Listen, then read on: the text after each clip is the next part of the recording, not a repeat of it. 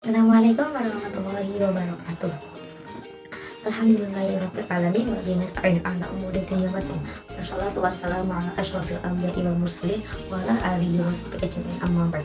Yang terhormat Bapak Adib Aulil Fasya'al SI selaku dosen pengampu hermeneutika semester 2. Sebelumnya perkenalkan, nama saya Muyasaroh dengan NIM 3032328. Program studi tasawuf dan psikoterapi. Pada kesempatan kali ini saya akan menjelaskan sedikit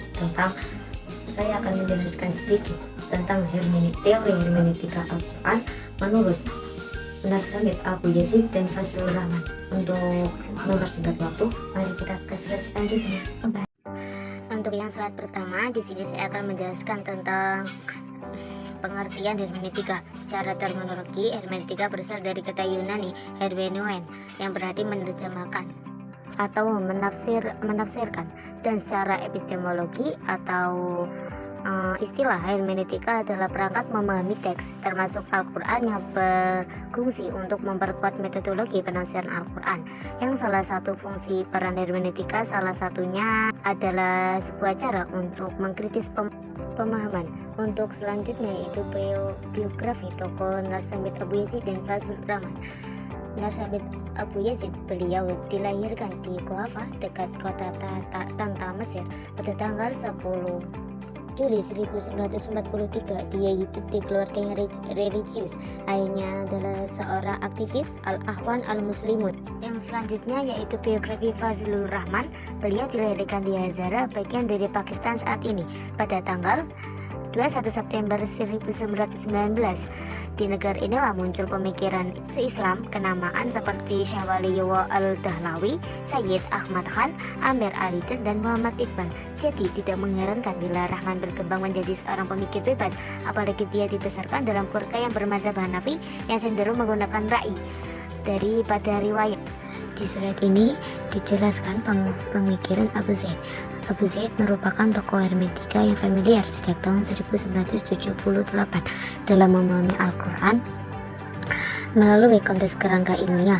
Nars mendudukan teks Al-Quran layaknya teks bahasa lain, yang dimana Al-Quran disebut sebagai teks sentral dalam sejarah peradaban Islam. Abu Zaid mendefinisikan secara eksplisit apa yang dimaksud dengan teks atau nas dan buku mushaf. Menurutnya, teks memerlukan pemahaman, penjelasan, dan interpretasi, sedangkan mushaf tidak perlu demikian karena dia sudah mentransformasi menjadi sesuatu. Menurut teori Abu Zaid, teks dikembangkan dalam kerangka hubungan antara teks, bahasa, budaya, dan sejarah. Dalam hal ini, Abu Zaid membagi teks dalam dua tipe, yakni teks primer atau Al-Quran dan sekunder atau As-Sunnah. Teks sekunder hanyalah interpretasi atas teks primer. Dari sejak awal turunnya Al-Quran, Abu Zaid berpendapat bahwa Al-Quran ditundukkan pada interpretasi, dan Nabi Muhammad adalah entrepreneur pertama. Melalui Nabi Muhammad lah Al-Quran pertama kali berinteraksi dengan manusia. Tujuan utama dalam upaya hermeneutika Abu Zaid yang pertama adalah mengaitkan kembali kajian Al-Quran dengan kajian sastra sesuai dengan seruan Amin Al-Quli pendahulunya. Yang kedua adalah mengaji Islam secara objektif. Dan dari sinilah kajian Abu Zaid dianggap sebagai the best now interpretatif dari mazhab sastra atau mazhab Al-Quli. Sebelum saya menjelaskan tentang teori Fazlur Rahman, di sini saya akan menjelaskan sedikit tentang bagaimana teori Fazlur Rahman muncul. Jadi, kajian Rahman tentang Al-Quran bukanlah problem tentang otentisitas Al-Quran, melainkan objek kajian yang berupa pemahaman. Berbeda dengan kajian barat modern yang cenderung menafikan otentisitas Al-Quran. Rahman menyebutkan bahwa terdapat kesalahan intelektual yang dilakukan oleh barat modern, yakni mencari pengaruh Yahudi Kristen di dalam Al-Quran dan hanya mengkaji kronologi ayat-ayat Al-Quran saja.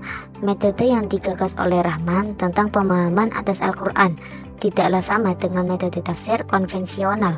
Rahman mengedepankan interpretasi teks, yang mana metode ini adalah seperangkat pemahaman yang datang dari barat namun tetap mengakomodir ide-ide ulama tradisional. Berikut metode interpretasi sistematis yang terdiri dari 2 langkah. Yang pertama yaitu pentingnya pendekatan historis dengan tetap memperhatikan aspek sosiologi.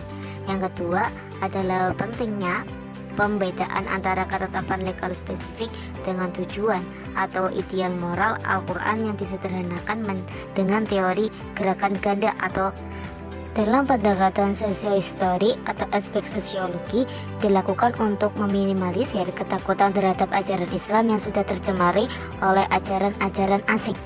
Kemudian teori gerakan ganda teori ini tidak pada ranah teologis dan metafisis, melainkan ditujukan kepada konteks hukum dan sosial, merumuskan gagasan perlunya membedakan antara aspek legal spesifik Al-Quran dan aspek ideal moralnya.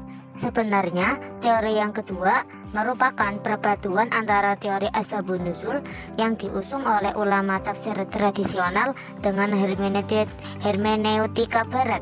Berikut contoh 3 operasional yang dilakukan oleh Fazlur Rahman.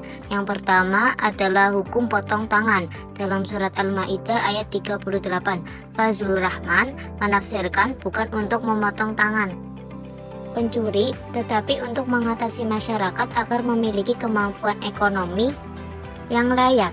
Yang kedua adalah hukum poligami. Beliau menafsirkan surat An-Nisa ayat 3 tentang diperbolehkannya menikah lebih dari 1. Menurut Fazlur Rahman, Al-Quran sebenarnya memerintahkan monogami karena sikap adil dari suami itu akan cukup sulit, sehingga praktek poligami hanya akan menunggu waktu saja untuk ditinggal oleh umat Islam. Dan yang terakhir yaitu contoh alam barzakh. Menurut Fazlur Rahman, keyakinan tentang ini adalah adopsi dari ajaran Majusi yang dulu berkembang di Iran.